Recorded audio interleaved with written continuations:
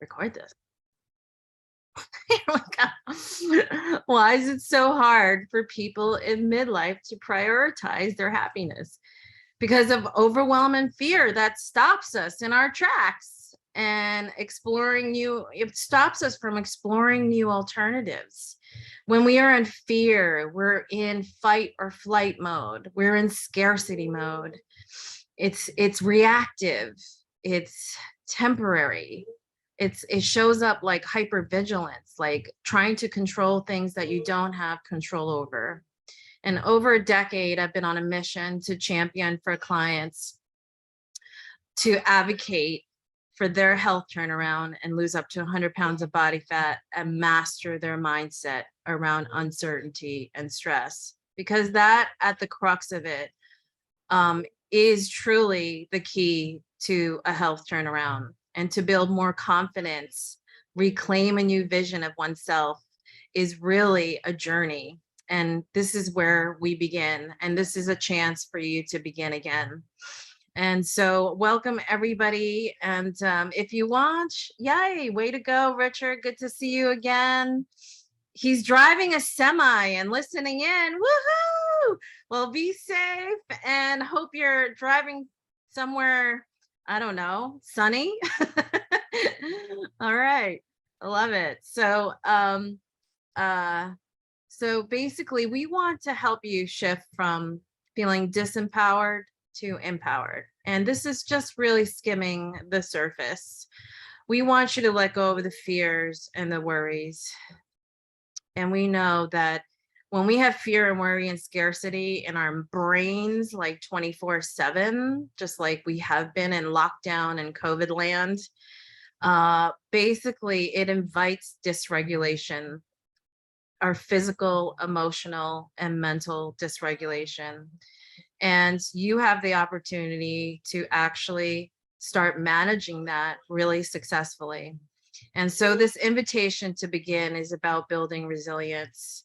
And in this next hour, we're not going to be able to solve all the problems of the world together, but what I hope you can take away is motivation and inspiration and insights from these amazing panelists who work daily to help people shift their mindsets around money and success and what scarcity means, and to really kind of remove obstacles.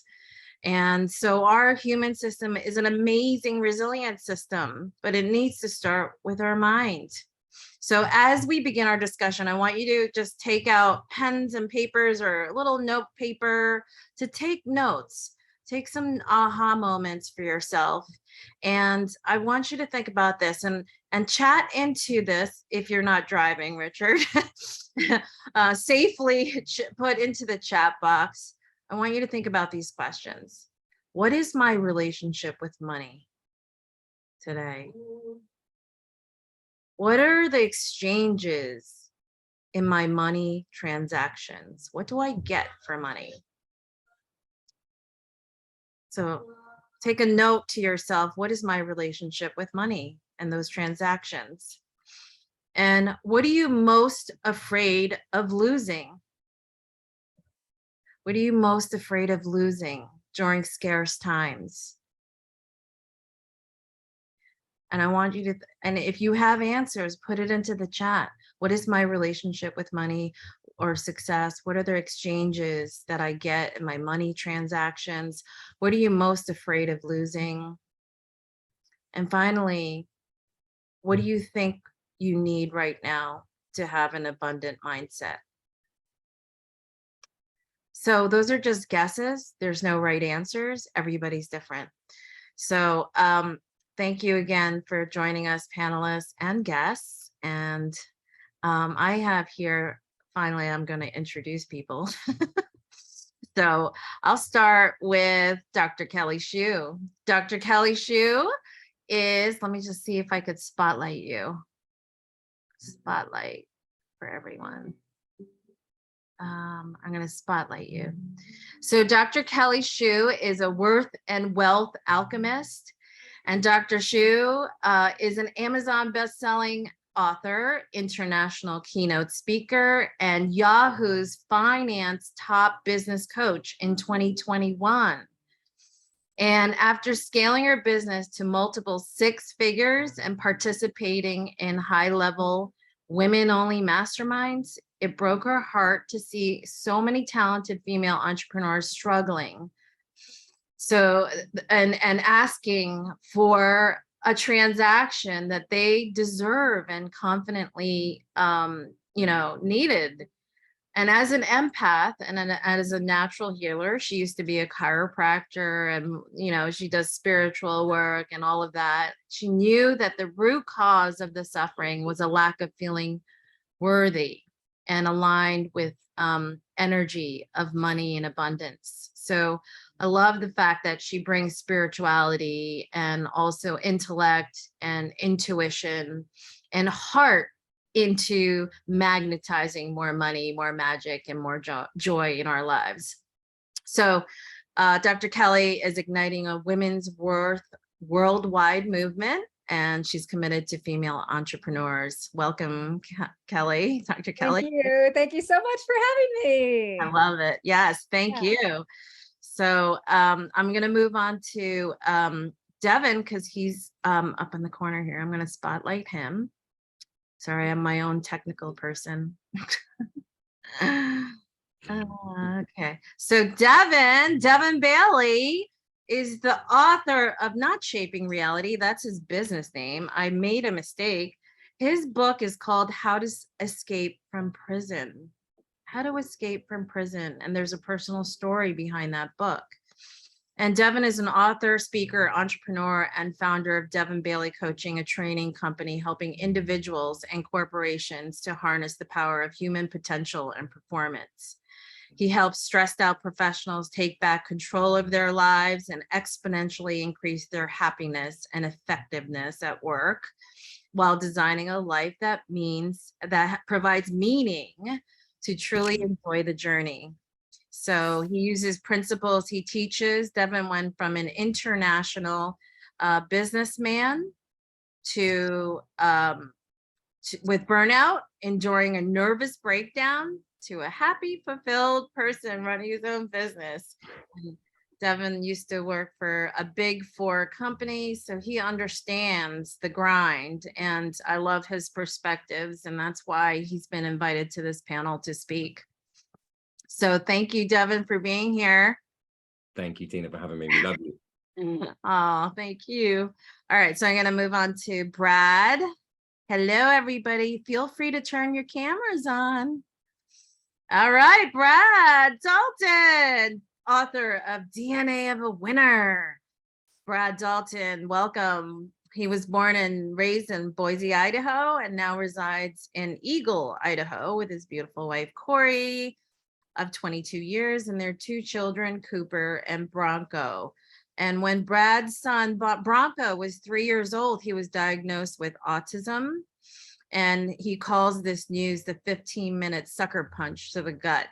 His perspectives shifted with the diagnosis and have forever positively impacted the way Brad will lead others. He's a motivational and inspirational speaker, an empowerment coach, and a success coach, and a lifelong educator. Used to be a teacher. Brad's a strong advocate for the overlooked, underappreciated, and for the individuals and companies ready to tap into their best future self. And now he travels the world to do virtual and live events for both men and women, personally and professionally. And Brad and I met on Clubhouse.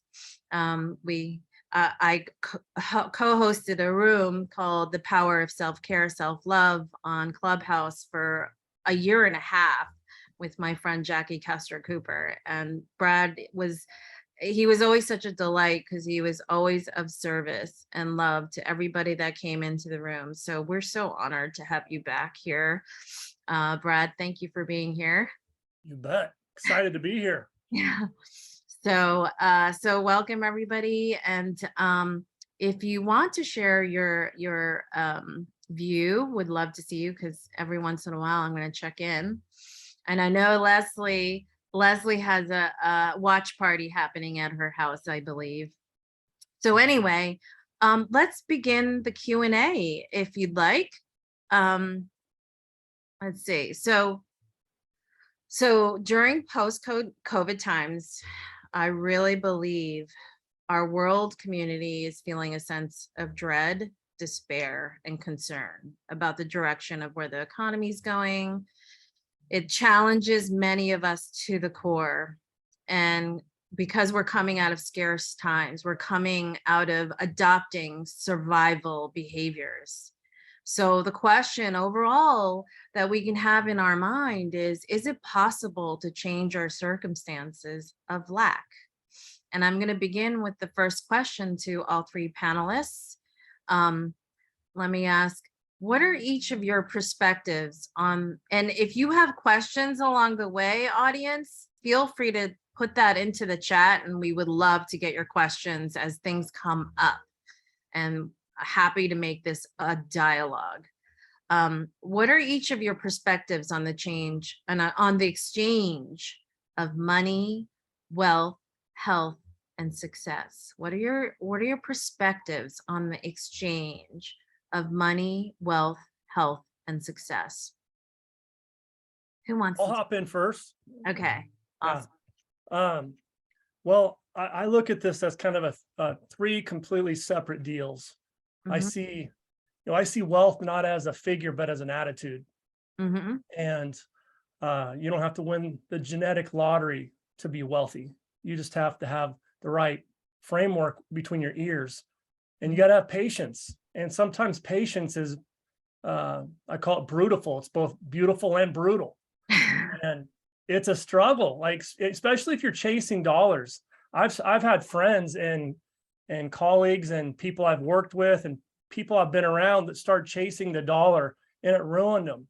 Rather than chasing becoming the best version of themselves, they started chasing things. So and then success for me, success is this have me trending towards my desired identity? Does this have me trending positively in the direction of my desired identity? And if it's not, then I kick it to the curb. I shave the fluff out of my game. I have too many socks in the top drawer, declutter, whatever you want to call it. I get it out of there. And the other one was, what's the third one? I've already forgotten. Money. I guess I kind of covered all of them. Yeah. So, yeah, I think you got to be patient. I think you got to keep your eyes and your lens in the right place. And I think you have to have the right mindset. And how do we get the right mindset, Brad? How did you get from sucker punch in the gut to where you are today? Well, most 95% of our thoughts are thoughts that we had yesterday. So fears, victimitis, blame, the blame, shaming, all that stuff. Generally, all that stuff is based off stuff that has already happened that's not going to really help us moving forward. So one, we got to take our lens off that. For me, when my wife and I were both personable and social, and if we're at a wedding and it was the dance floor, look out, Devin, I am going to kill it on the dance floor. That's us. And we're both jocks and athletes, and we were both teachers. And so we both experienced kiddos with special needs. And I'd seen how they were treated. I'd seen anyone that saw someone that was non-typical, how they got treated. And so all of that stuff, when he got that diagnosis, this is a condensed version, it was just, man, I was in a 35 going 25 on the way home. The walk to my car from the doctor's office was the longest walk of all time. I just got in my driveway when I got home about 15 minutes later, and I just said to myself, this isn't fair. This isn't fair to him. It's not fair to me. It's not, what do we got to do in the next 15 years to give him the best life possible? And so it was just, I could sit there and I can sit in pity city and I can play those victimitis cards. I can do that, but I'm going to get the same thing every day. It's going to be an ugly Groundhog Day. I'm not going to, when my toes touch the floor, I'm not going to have gratitude in the morning. All right. It's going to be a repeating ugly pattern. So it was just a decision for me, and it wasn't an easy decision. I mean, the success road isn't easy. There's going to be all kinds of waves and disruption and inconvenience and friction, but if you're into the success road, meaning you're into the process, then you can absorb those things. You can absorb those things. There aren't any impulsive reactions or, sitting in pity city. I'm going to climb myself out of that bad boy because this is part of the process. So that was what it was for me. So that was a long answer. Yes, no, that was good. Yeah, I love that. Yeah, we don't want to be dwelling on pity city. And sometimes it's hard for us to get out of that conditioning of our mindset. And because based on NLP practices, we have memorized experiences in our subconscious that gets deeply embedded in our subconscious. So whatever bad experiences that we have, it kind of creeps up automatically. And until we redefine those experiences or create new experiences, it's hard to erase those, but they can be shifted. So I love that. Thanks, Brad, for that. How about you, Dr. Kelly? Tell us. Yes. Your All right. thoughts about So I come from the perspective is everything's energy, right? So no matter what you're talking about, is it your health? Is it your wealth? Is it your success? How are you relating to it energetically? Because a lot of these things, it's what's going on in here. So we'll start with health. So I'm coming from as a chiropractor. We know that when you are stressed, your health is going to degrade, right? So if everything is energy and we're in a constant stress state, right? We shut down a large part of our body's ability to heal and to thrive. And so I think that being healthy starts within here. And a great example, a couple, not very long ago, like during the pandemic, my mom had just been diagnosed with cancer. And shortly thereafter, my dad was diagnosed. And I went for a run, to move that energy. And during this run, I fell and broke my ankle. So I went from very vibrant, I'm a long distance runner. And so while it's a broken ankle, it's not a chronic conditions. I was flat out for a while. I couldn't do my normal practices. And so I had to work through that. Okay, your needs change, but health, I think, starts with the inside job. And the same thing with money. So what is your relationship with money? Is it that it's scarce? In fact, I believe that scarcity is an illusion. Right? I believe that there's always money. Do we not have enough money in the world? That's not the problem, right? But it is a matter of like getting an energetic alignment with the money that's ready to come flooding in. So my clients, I have them start with the gratitude for what you already have, even if it appears that you have nothing and you're in that stress state. Like when we can calm the brain, we can go from stressed to blessed. So whether this is your relationship to success or health or wealth, it all starts right here. And then getting into that energetic alignment of that which you desire and focusing on that, not on what I call scarcity, which is the city people have been living in for the past couple of years. And it's where the media takes you, right? It takes a lot to call your energy back, call your power back, and choose abundance in every area of your life. And that's where I think it all starts. I love that, Dr. Kelly. It is a choice. It is a choice whether we want to be in pity city or the scarce city. It is a choice. And I think when we are able to choose differently and say, I'm going to allow myself to choose differently, then things start to shift. And it's sometimes it's hard for people to get out of that mindset. And sometimes it's just about making little baby steps in terms of your habits, changing one little thing just every single day, saying a positive affirmation while you're brushing your teeth, that anything is possible. Good things are coming to me. Saying those kinds of things, just simple, really easy. Sometimes you have to force those words out of your mind and your brain to actually start shifting the energy. But it is a habit, and it's also an energetic thing. I love that. All right, Devin, how about you? What you got? So I love how Brad went through them individually, because what triggered in my brain is I saw them through my old lens, my old corporate lens. And interestingly, in my old world, all three were the same, and they were all rooted in success. I mean, so for me, I think it's the important point here is for us to individually sit down and think about what these facets, these elements mean to us, how we define them.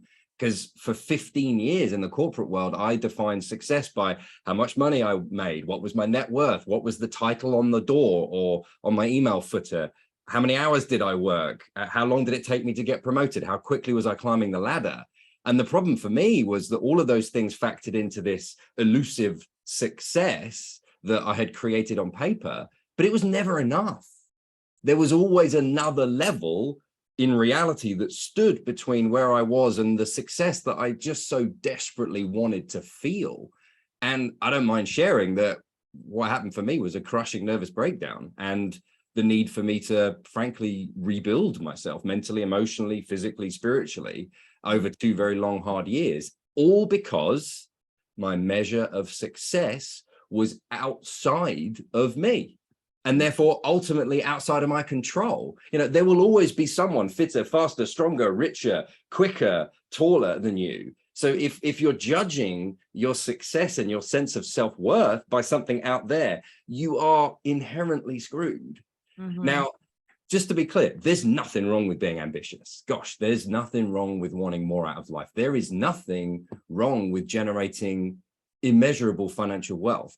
I'm merely inviting us to question what they mean to us and how we define them. Because if we tie those feelings, those states we want to something outside of us, we're never going to get to experience the satisfaction that we want, maybe for a fleeting moment, because there's always more to go after. There's always more to do. There are always more opportunities. And it's never achievable to always be striving based on other standards.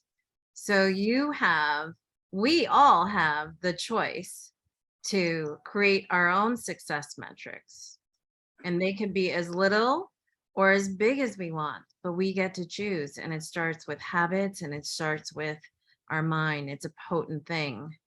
I mean, I had a podcast interview a little while ago about how I got so worked up and anxiety when I when I was taking care of my dad, rushed down from Boston to New York City to Sloan Kettering after he was out of surgery, and I was so stressed out. I literally thought I was having a heart attack going up the escalator. I started sweating, pouring, completely like, oh my God, my arm is tingling. I think I'm having a heart attack. These are the classic signs of a heart attack. And literally I went up and I was like, get it together before walking in that room. And I checked in on my dad, and I said, I'm gonna go for a walk. I'll be right back. You're fine. He was sleeping. Check myself across the street to New York Presbyterian Hospital. And I said, I'm having a heart attack. And they did the whole EKG, everything. And then, to make a long story short, what they decided what was happening was I was having a massive panic attack, and they had to shoot me with steroids because literally I couldn't breathe. And so this is a powerful mind thing. Like, you can get yourself physically worked up to a point where your body, like Dr. Kelly was saying, could actually shut down. So imagine when we are in that place of scarcity mindset, we are not creative. We're not creating options or alternatives. We're not actually resourceful. So that shutdown mode, our brain is a powerful thing when it is in that shutdown mode. So I don't know where you all are at in this journey of shutdown, or the scare city or the pity city. But you do have a choice. And so I'm gonna proceed to the next question. So gang, Brad, Dr. Kelly, and Devin, what can people do if they are excessively worrying about not having enough, or worried about the financial economy, how the downturn times will affect their lives? Like what can people do with excessive worry? What are some tools or things that you guys have utilized, or ways that you've been able to really manage getting our brains out of that gutter? Getting our brains out of getting robbed in that alley. Tina, if you don't mind hearing me back to back, I'd love to take this one. Go for it. Yeah. So I'm going to make it real simple. You got to win the morning.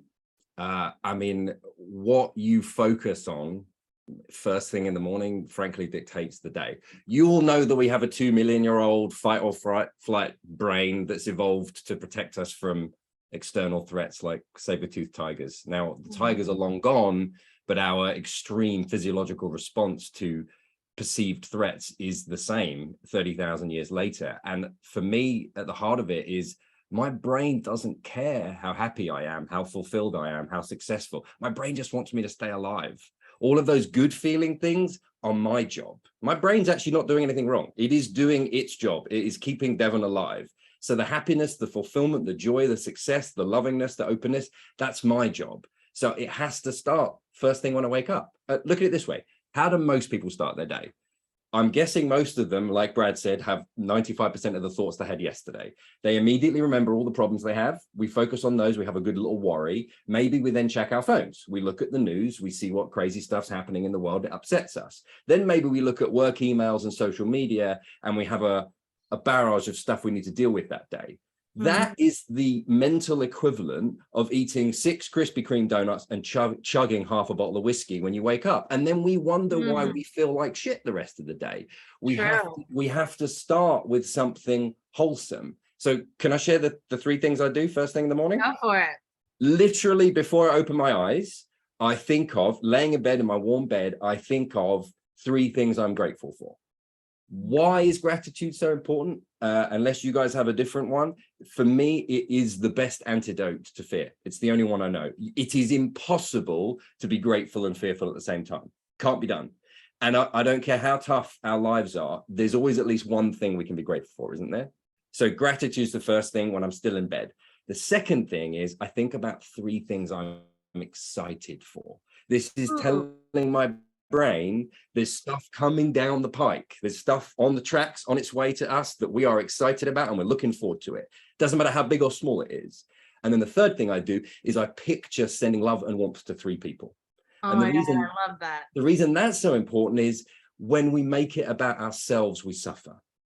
The quickest way to feel better is to go do something for someone else. And that's my version of it. I'm making it not about me, which is the secret sauce to not feeling suffering. And I'm sending love to others. And those 3 things together get me in this warm, fuzzy state. Now, just to be clear, I'm not suggesting that's going to solve our problems.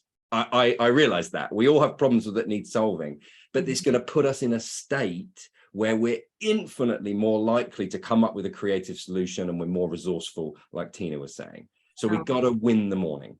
Right. And like only 10% of our brain is actually conscious critical thinking. Most of our thinking is in our subconscious. 90% of our brain is subconscious thoughts that actually help us or not help us make decisions. That is scientific fact, actually. So our critical thinking brain often takes over.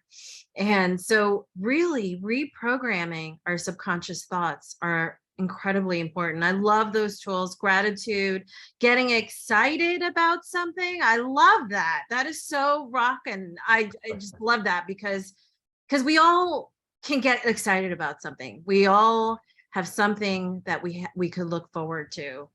And giving love to others, sending love to others. There is no way you could be in that scarcity or pity city if you use those tools. So I love that, Devin. You're amazing.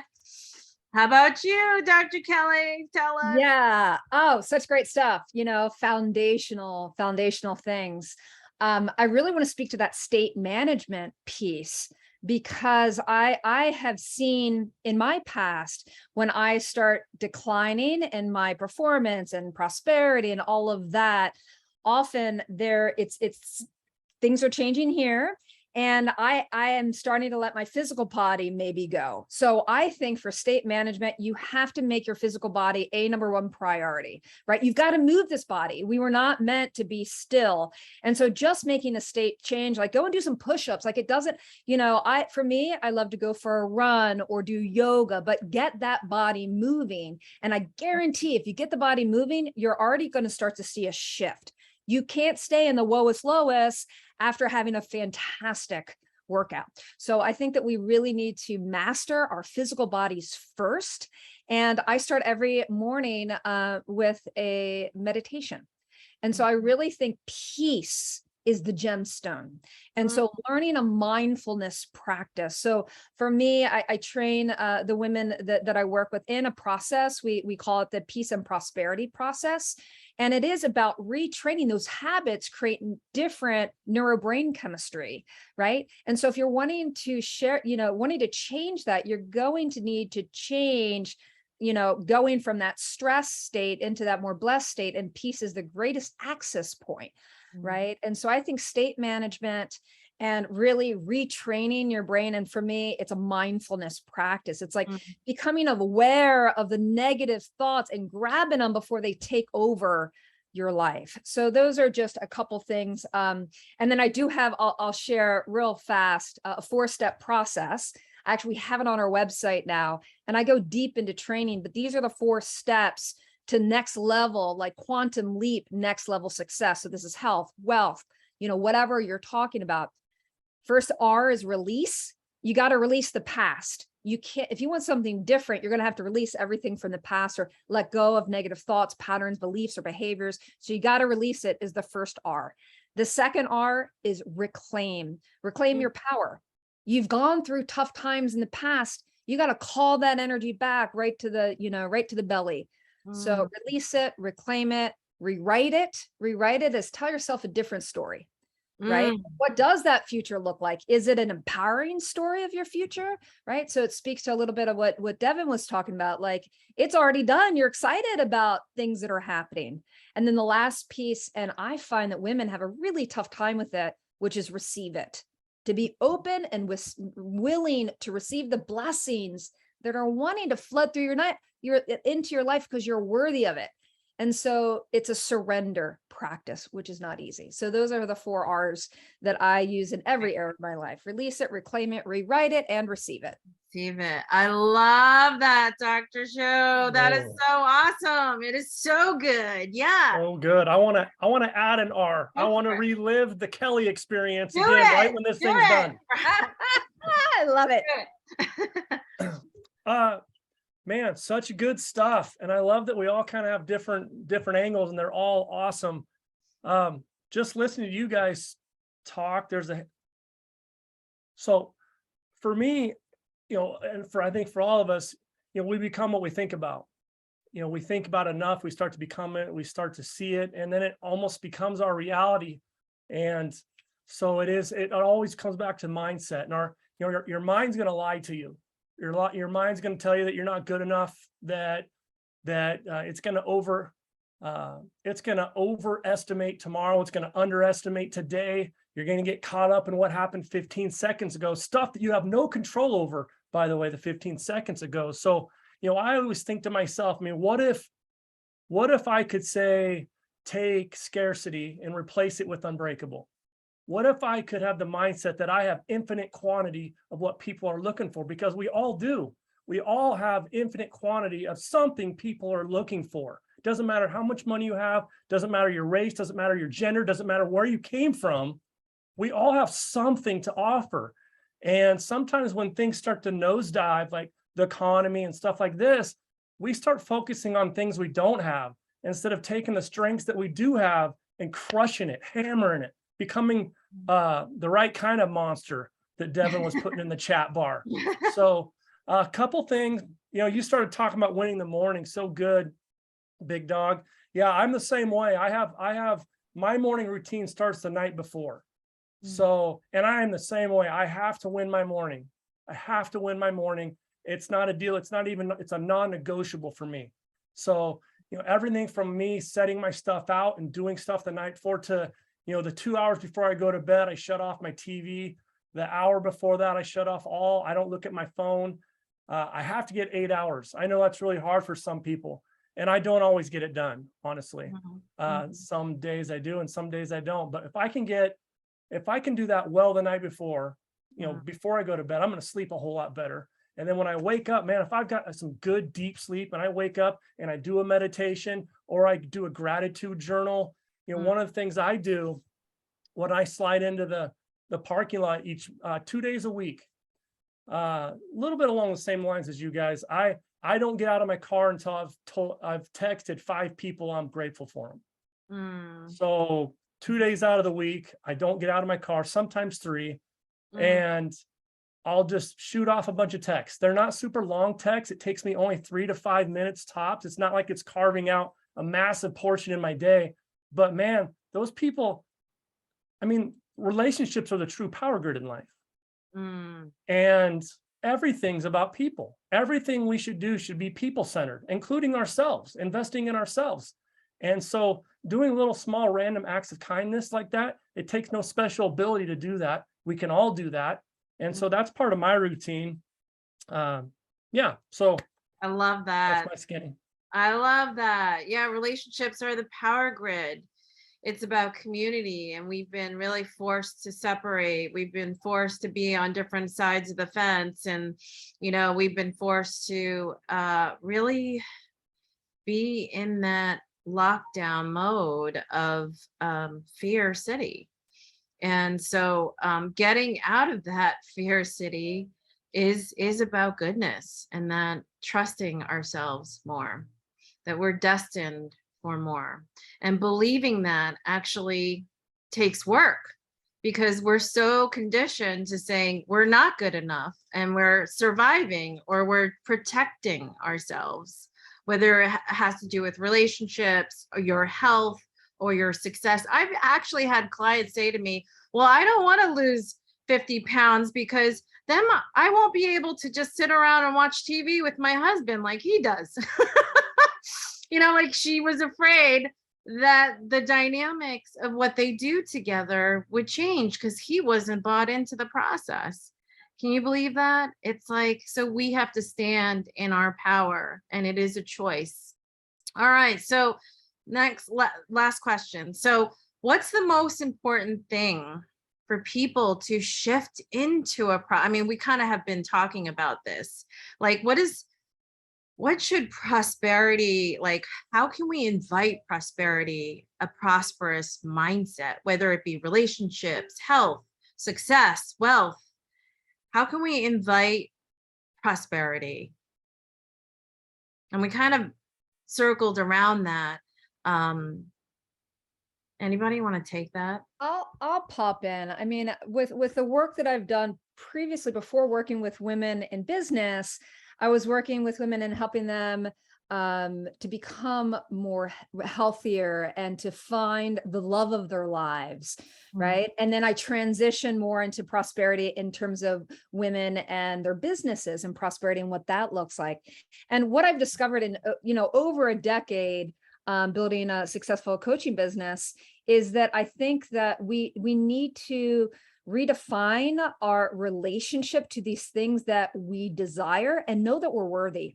So whether it's the love of your life, that you are worthy of that, whether it's next level financial success, you are worthy of that. And so I am here with the loudspeaker of like, you are worthy, you are enough, you have everything. So many people, they have it all inside, and they forget how special they are. They forget how unique they are and what a gem they would be in a relationship. And, when it comes to money, there is no dollar exchange without some kind of interaction with another person in some way, right? So building of those relationships. But for me, I do believe that it begins with feeling worthy, and then living from that place of being willing to receive that which you are worthy of, all the love that you want, all the money that you want, all the divine relationships and spirituality, like it's all here for the taking.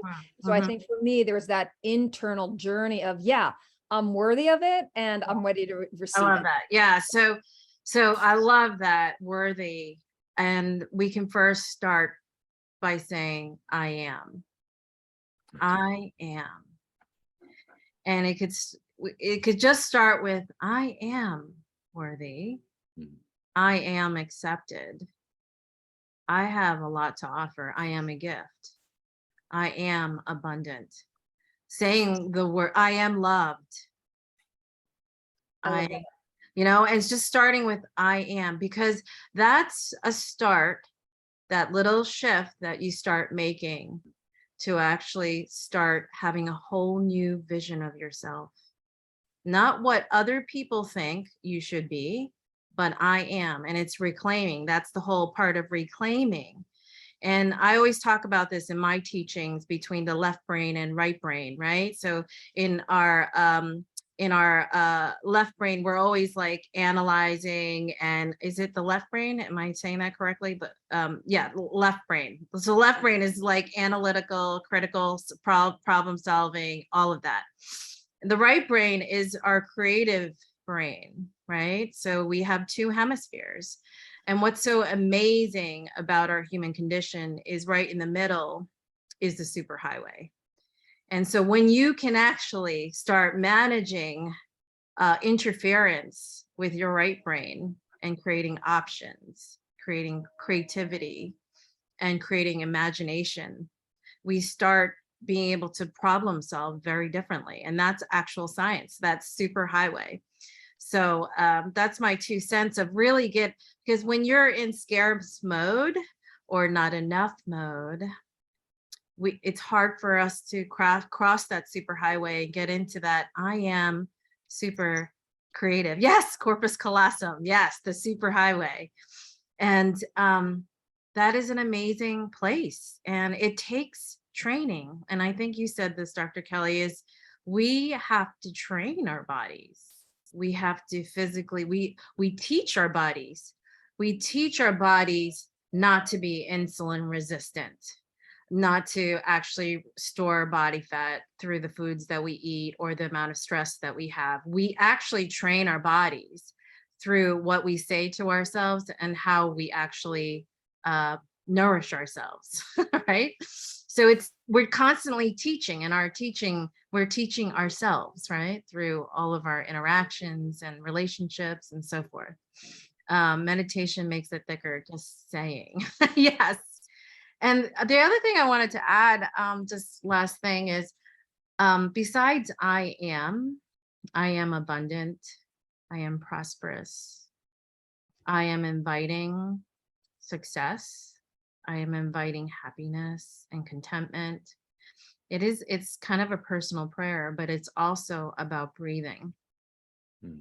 And when we actually get back to our breath and get present with our breath and start noticing our breath, we immediately stop the excessive worry, right? And I don't know if anybody's practiced Kundalini breathing, but when you close one nostril and you close the other nostril, exhale through the other nostril. I want you to try that for a second. Like inhale through one nostril, closing the, yeah. And then switch, exhale. And then inhale through that, exhale. And I want you, if you go through a couple of cycles of that, it really activates your parasympathetic nervous system. And this is Kundalini breathing. And man, oh man, it works. It makes you tingle. So if you're in a highly anxious state, often doing that breathing can actually transform your mind into a much more calmer mind, not a reactive mind. So there's my 2 cents. Do we have any questions from the audience? And we would love to hear from you, and would love to actually, if you have a question, raise your hand, or can we do raising hands here? Probably, right? Yeah. Hey, Tina, how long do you do that exercise? It Typically. could just be literally like a minute or two, and you will see the effects of it.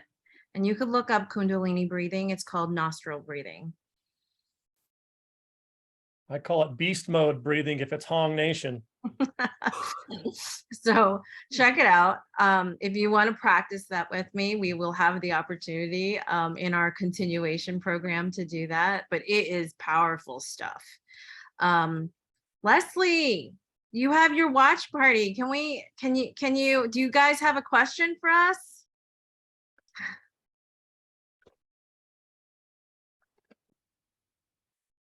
Can you see us?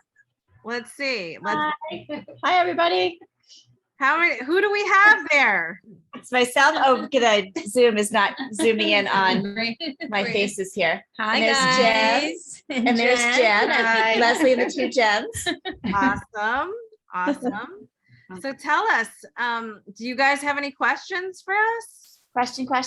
I think about the gratitude, like what's to stay with being grateful with the way things are in the world, that you kind of keep sliding backwards, and how do you keep pulling yourself? I don't know if you could hear that, but the question from Jen McCord is, with everything happening in the world, how do you maintain that gratitude practice and not slide back into the stuff? Into the quagmire, Man, right? I wish I had a sexy answer for that one. Not super sexy on this end in Eagle, Idaho. For me, I get obsessed about the right things. Mhm. I mean, I had someone on my podcast last week. He's done really well for himself. He was a dad of 5, raised them all himself, and built $100 million company all on his own. And his thing that he always said to himself was, how bad do you want it? Mhm. And for me, gratitude and positivity, that's my mantra. Like best self, that's me. And I want it bad. I want it bad. And I don't just want it bad. It's not just about me. I understand that if I'm not the best version of me, then the people I care about the most, the people I love the most, my community, the people I'm around every day, they can't become the best version of them if I'm not the best version of me. And so I'm investing in myself. And by investing in myself, I get to invest in others. And it just means that much to me. So yeah, I understand that my extraordinary lies in where I'm placing my thoughts. And I didn't roll out of bed to be mediocre. Yeah, awesome. So I yeah. love that. Yeah, so we're all special gifts. You know, we all have a special place, but gratitude is a practice. And we call it a practice. If you go do yoga studies, or it is a practice. And so sometimes in dark times or challenging times, it doesn't feel natural. It's like, oh, you just want to point blame or shame or guilt or self-punishment. And what's the choice that we have? Do we want to remain in a place of suffering? I don't think so, because those thoughts are actually keeping us stuck in a place of self-afflicted suffering, right?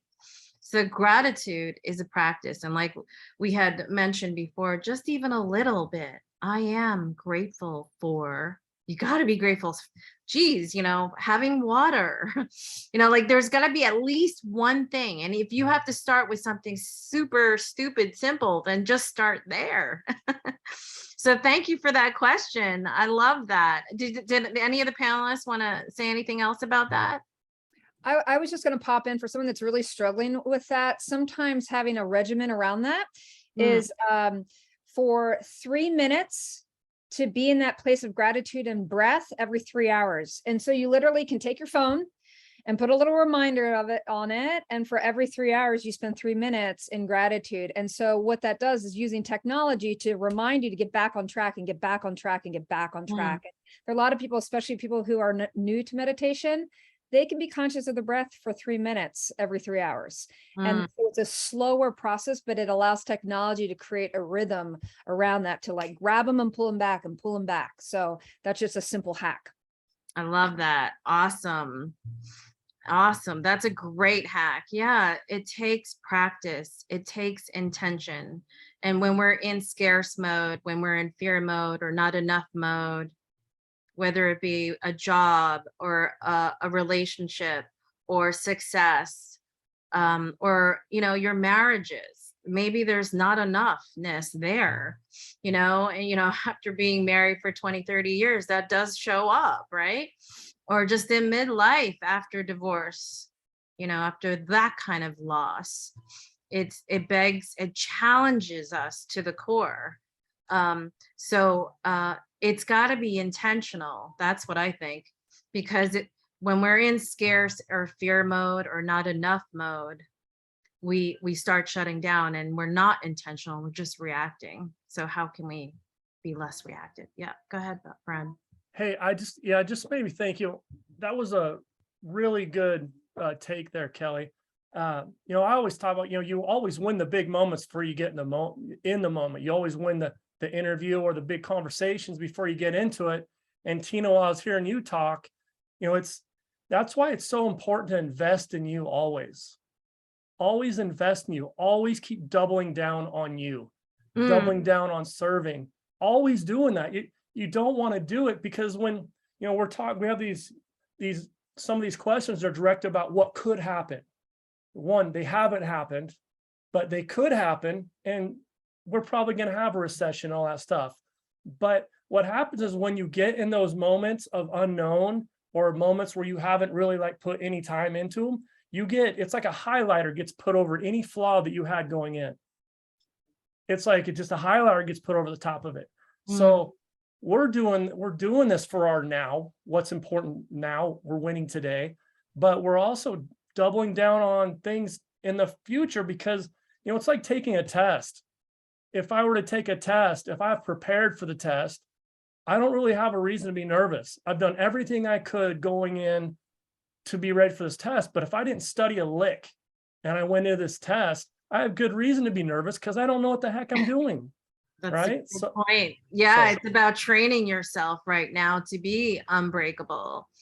And yeah, absolutely. If we're not training, if we're not working on that personal development and that journey, then we're just going to go to autopilot. I love that. So we're kind of running out of time. Are there any other questions from the audience that you would like to pop in?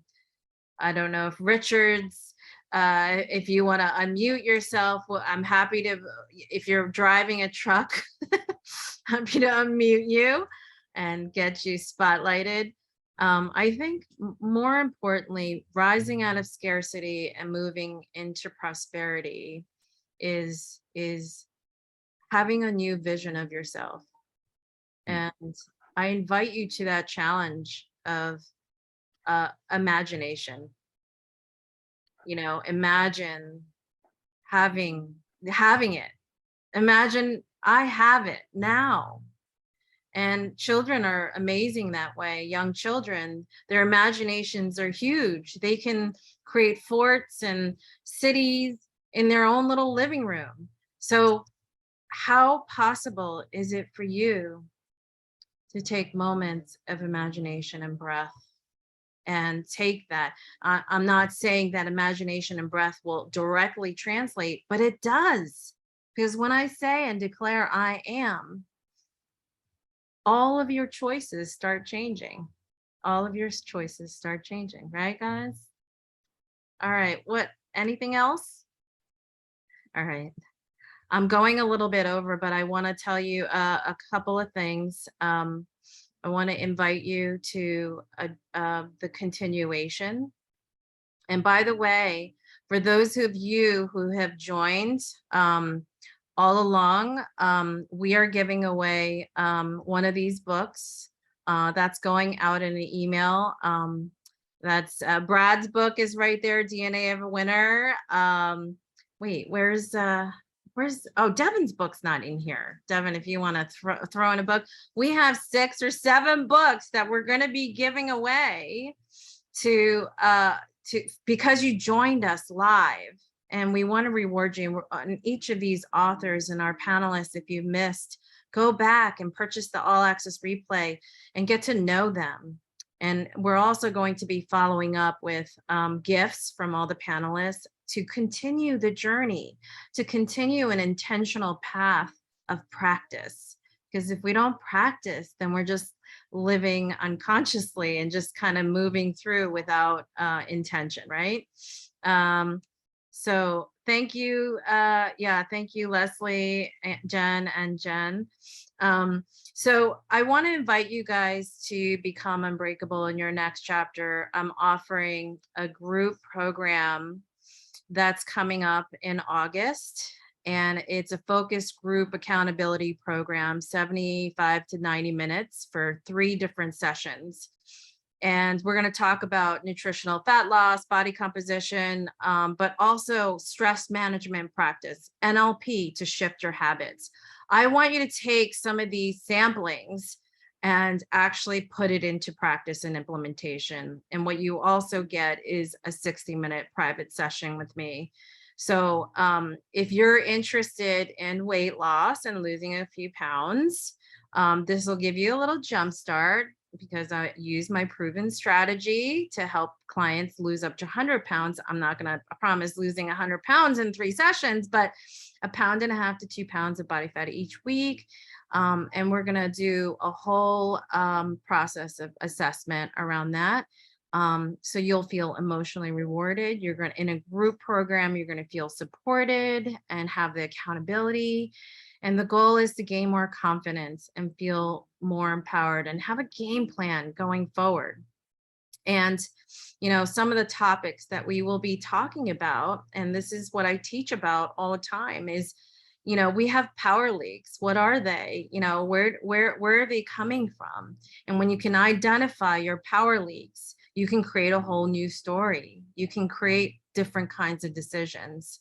And we'll get into the mechanics of self-care and nutrition and all of that, you know, and healthy boundaries. But the greatest part of this is really the NLP sessions and creating new rewards and new definitions. So I wanted to invite you to this journey. This is in your inboxes right now for all those of you who registered. You can click on the link and just sign up. It is absolutely 100% free for all of Unbreakable Health Summit attendees and registrants. And this is a $1,200 training. And the first thing you need to do is book your one-on-one. So we get a mindset breakthrough session and a health evaluation. And that in itself is a $500 value for free. I want to do this because I feel passionate about helping you get started on this journey. I want you to actually start practicing and being intentional with your implementation. So I'm only holding a handful of spots. There's almost 200 people that registered for this. So if you're on your computer, go on there right now and reserve your spot because it's going to be first come, first serve basis. I don't want a huge group. I want to really build results and impact for you. So, so definitely jump into this. It's an invitation and it's absolutely free for Unbreakable Journey participants. So just wanted to end that and with that, hold on a second. How do I stop this share? Sorry. For some reason, I can't stop. Oh, stop share. So, so those of you who joined us tonight, I am so grateful to see all of your faces. And we're going to do this again. And I really hope, thank you, panelists. My God, each of these panelists are so incredibly powerful and potent medicine to help you on your journey. We're all here for you. And those of you who joined us tonight, there's a reason why you're here. There's a reason. And then I know that you're looking for answers and looking for the next step and looking for guidance. And we're all here for you. And so I wish you unbreakable health, whether you join in the group or continue in the journey or not, but emails will be going out. Make sure it doesn't go into your spam because there's some incredible offers and like ways to connect with these practitioners at a deeper level. So I invite you to do that and take a look at the emails and the links of how to get in touch with everybody. So I'm so grateful. That's it. We're at 8:03. How was this? Give me one takeaway in the chat box from everybody, please. Any takeaways? Give me one takeaway. Anybody want to have a takeaway? Calling on people. Wake up. Did you fall asleep? I love the 4 R's. Win the morning. Yes. What else? Automation. What else? No Krispy Kremes or barrels of whiskey. I love that. Yes. Win the morning. Good ones. Anything else? All right. So 4 R's, and I am she, I am he. And yeah, we got to start with gratitude. Just even one little simple thing. Text before getting out of the car. Yeah. Yeah. Sending love. It's like love is energy, right? Say, I am love. I always love saying that. I am love. I love love. And that's magnetizing, right? All right, folks. Thank you so much for hanging with us. I'm so grateful. And look for your emails for continuation. And I look forward to seeing you again. Thank you again for joining us the last 4 weeks. Thank you, panelists. Hi, Eileen. Good to see everybody's face. If you put your cameras on and everybody wave at the camera. Everybody wave at the camera. Let me know you're there. There you go, Leslie. There you go, Pat. Oh my God, I love you, Pat. Pat, you better join my program. I want to see you. Oh my gosh, I love this, Melissa. Look at these beautiful faces. Oh man, it's so nice to see everybody. I'm so grateful. Be with me on this unbreakable journey going forward. This is a time for yourself in your next best chapter. This is the time to create it and design it and map it out and have a plan for it. So I love you guys. Thank you. Have a great night. Love you, Devin, Kelly, Brad. You're awesome. I love you, my friends. And we will see you soon. I look forward to hearing from you guys. Bye. Have a good night.